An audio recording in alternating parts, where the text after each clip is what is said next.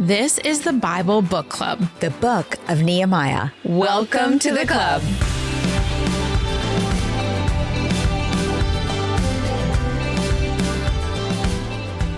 Welcome to Season 16, the book of Nehemiah. If you just found us for the first time, know that we call this podcast the Bible Book Club because the Bible is the #1 selling book of all time.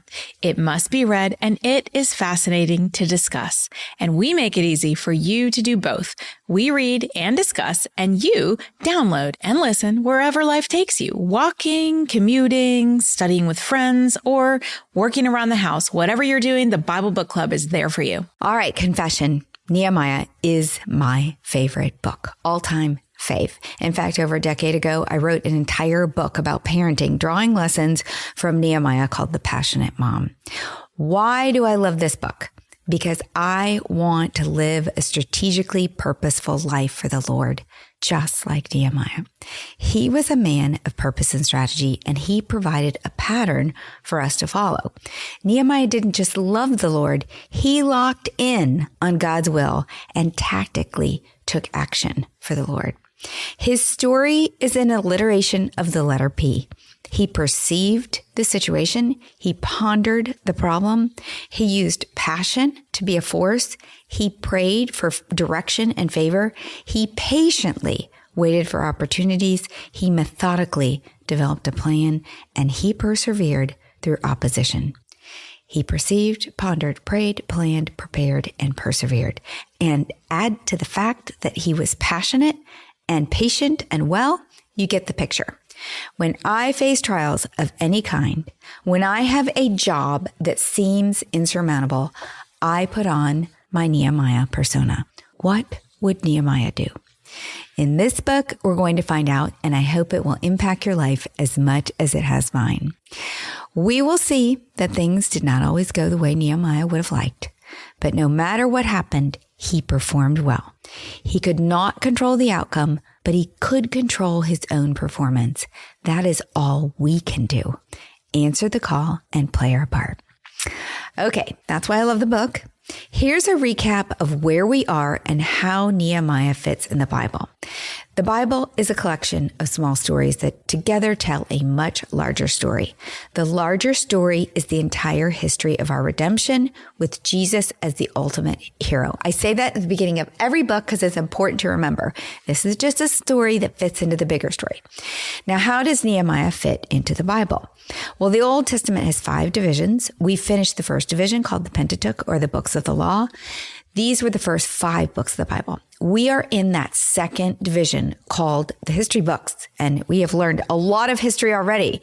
There are 12 of these books, and we have discussed 10 of them. Within the book of Nehemiah, there are 2 divisions that you can focus on.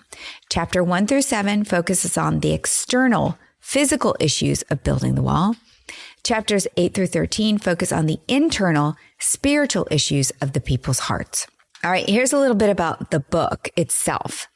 The books of Ezra and Nehemiah were once one book, and it's thought that Ezra and Nehemiah wrote these books in tandem.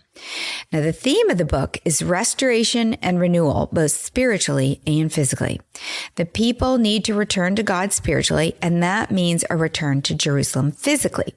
It will be a return to worship, a rebuild of the temple, a return to the promises of God, including the promise in the Mosaic covenant, the land, and the promise of the Davidic covenant, a Messiah. Their restoration to God will bring a restoration to the land. And in returning to the land, they carried with them the seed of God's promised Savior to all nations through the line of David. So it's important that they're all going back, these exiles.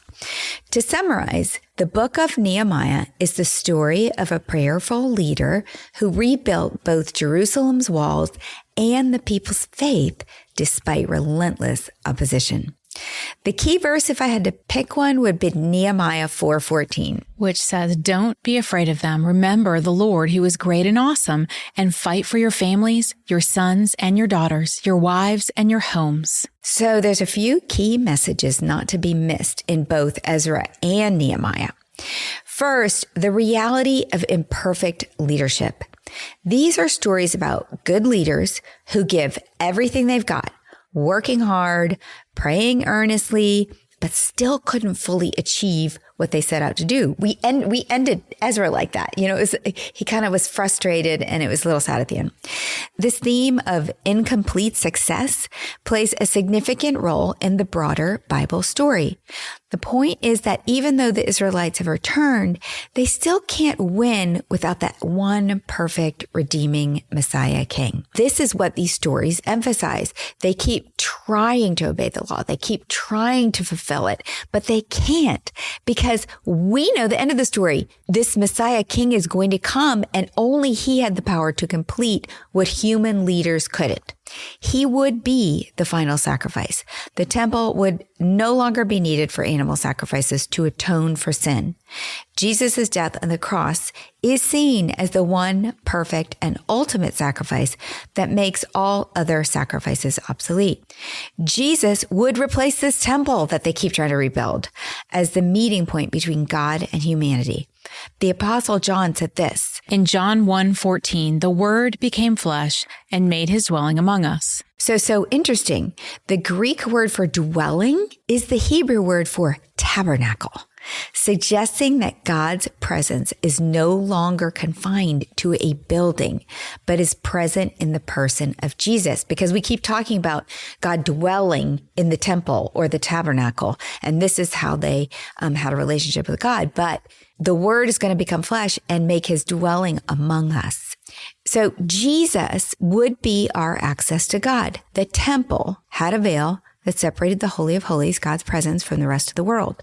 At the moment of Jesus' death, the Bible states that the temple veil was torn from top to bottom in Matthew 27, symbolizing that through Jesus, direct access to God is now available to all believers. There's no need for this temple. There's no need for this purity, these purity rules for him to dwell among us. Everyone's going to have access. Okay, back to Nehemiah.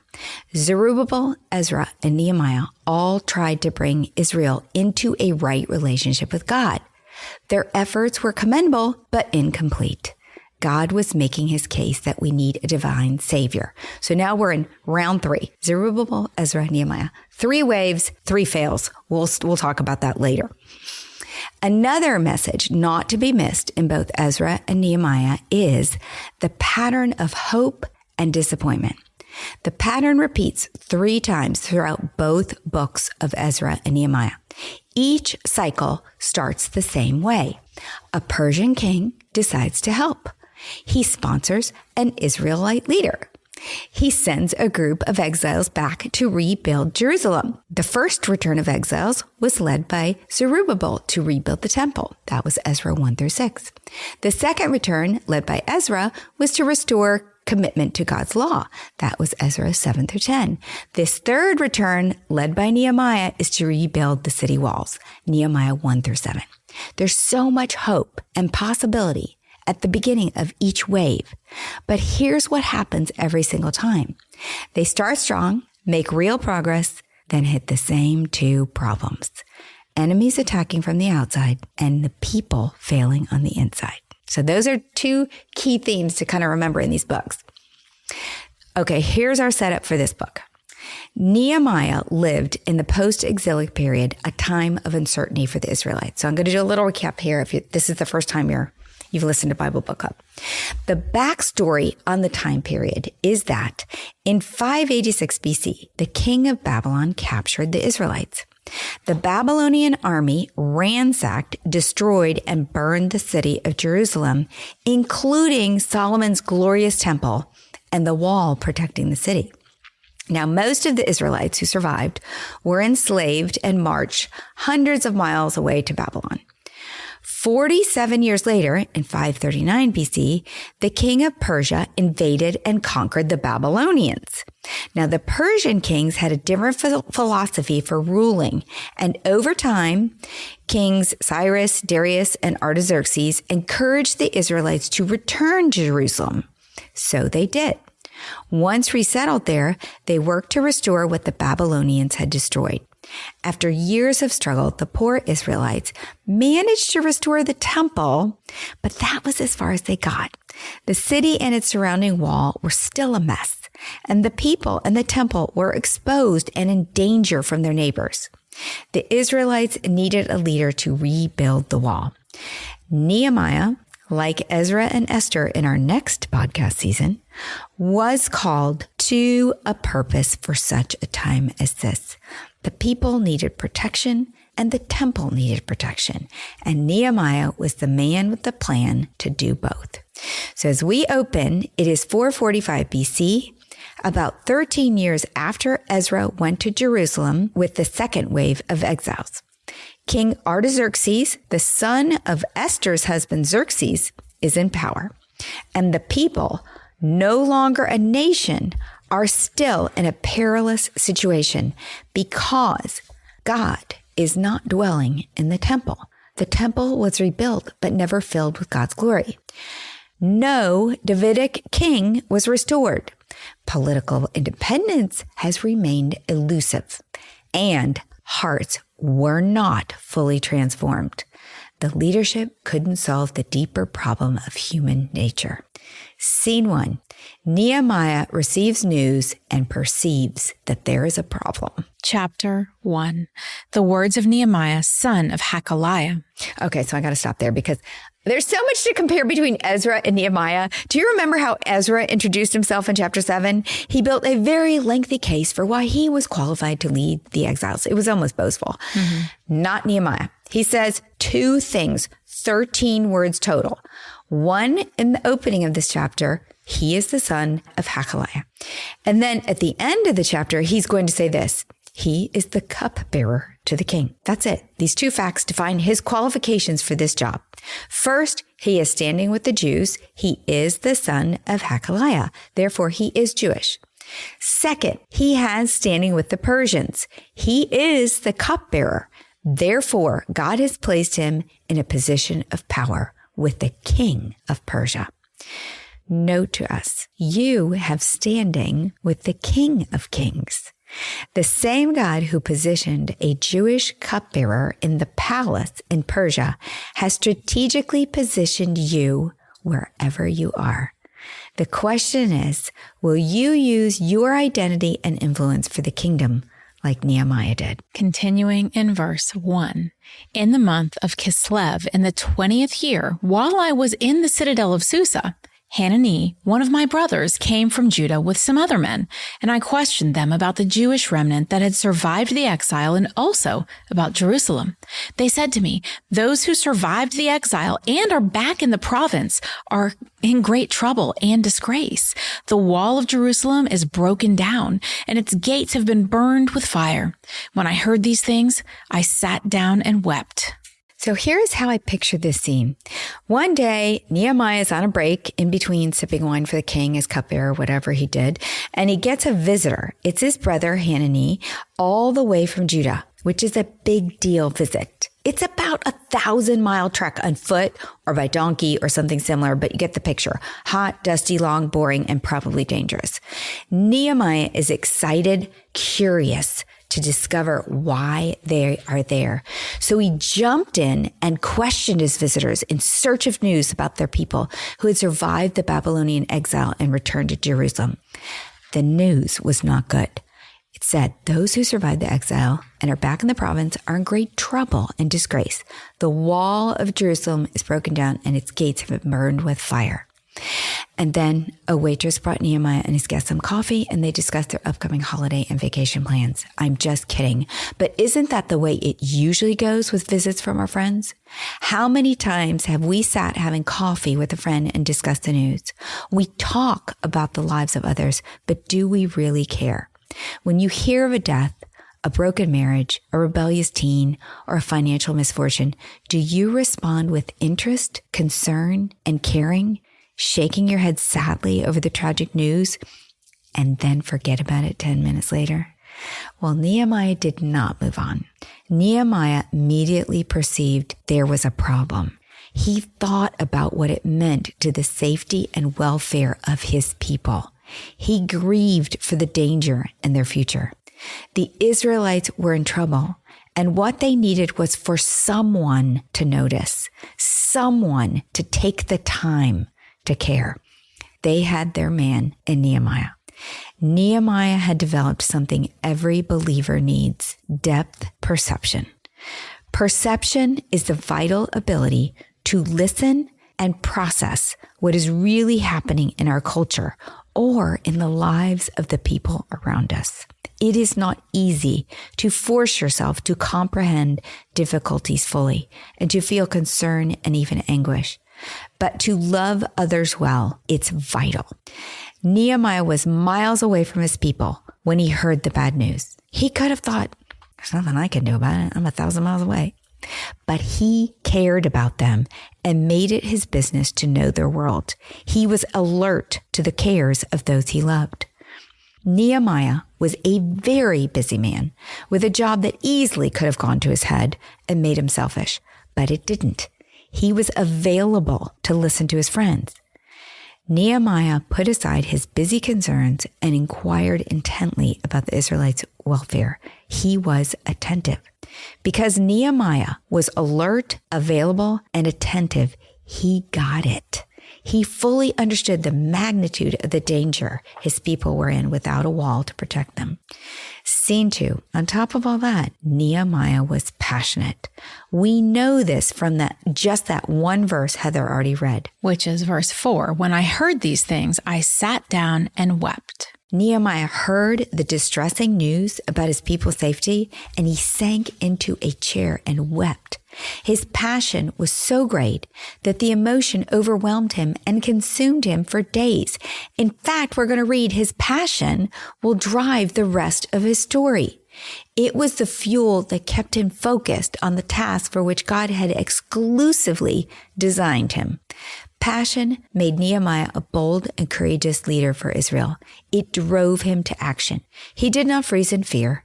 He poured his passion into action, organized, calculated, purposeful action. His passion never failed because it was fueled by love.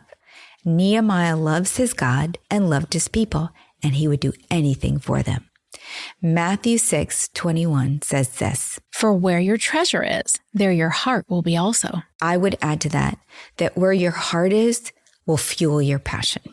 Scene 3, Nehemiah pondered the problem. For some days I mourned and fasted and prayed before the God of heaven. Nehemiah pondered his people's desperate situation for days. Perception is the ability to see what is happening around us. Pondering is deliberately contemplating the significance of what you've perceived. Nehemiah, man of wisdom that he was, perceived the tragedy of the situation, and it grieved him. In fact, it grieved him so much that he took the time to mourn, fast, and pray about it for days. He allowed himself to feel the sadness of the situation. Painful, yes, but necessary if one is going to ponder something difficult. Nehemiah knew that Israel's plight was critical and that it had been brought to his attention for a reason, so he gave time to pondering his people's need. The point is, pondering takes time. No easy thing to do when you work for the most powerful king in the world. I imagine there was a long list of people waiting to take Nehemiah's position if he slacked off. There was a lot of pressure to keep up his performance at all times, but he did not allow work concerns to usurp God's concerns. His priority was to ponder the news that had been laid at his feet. The devastation of God's chosen people, their lives and their future were at risk. Was there anything he could do about it? Something for us to think about is whether anyone really has time to ponder today. We pack more into a day than ever before in history. The reality is that we do have time to ponder. We just use that time for other things. Pondering takes selflessness. We have to give up time in less productive endeavors to be productive for God. It's a choice. A note for us is that perception and pondering fuel passion. If you don't perceive and ponder, you will never be passionate about anything. For example, had Nehemiah not been pondering the situation in Jerusalem over the years, would he even have thought to ask his brother about them? If he had been distracted and not listening, would he have perceived the problem? No, he would have missed the opportunity, but he did listen, and it drove his heart. It fueled a fire that expanded his capacity far beyond himself.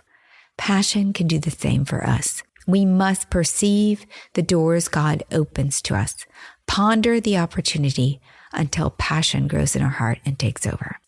Then we take that passion and we put it into action. Well, before taking any action, we should follow Nehemiah's lead and pray. Prayer is the right response to passion. Scene 3, Nehemiah prayed. If you were to Google or ask AI, I asked ChatGPT and Claude, what the 10 greatest examples of prayer in the Bible are, this next example will be on the list for good reason. Nehemiah does nothing without a well thought out structure. The structure may not be new to you. It has 4 parts. Praise, confess, thanks, request. Verse 5. Then I said, Lord, the God of heaven, the great and awesome God who keeps his covenant of love with those who love him and keep his commandments. Let your ear be attentive and your eyes open to hear the prayer your servant is praying before you day and night for your servants, the people of Israel. Nehemiah opens by praising God. He said that God was the God of heaven, great and awesome, one who kept his covenant of love. Acknowledging who God is in our prayers reminds us that God is so far above, seeing all, knowing all, and having a plan for all. That includes us.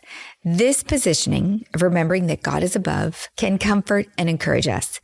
And recall that the word encourage contains the word courage.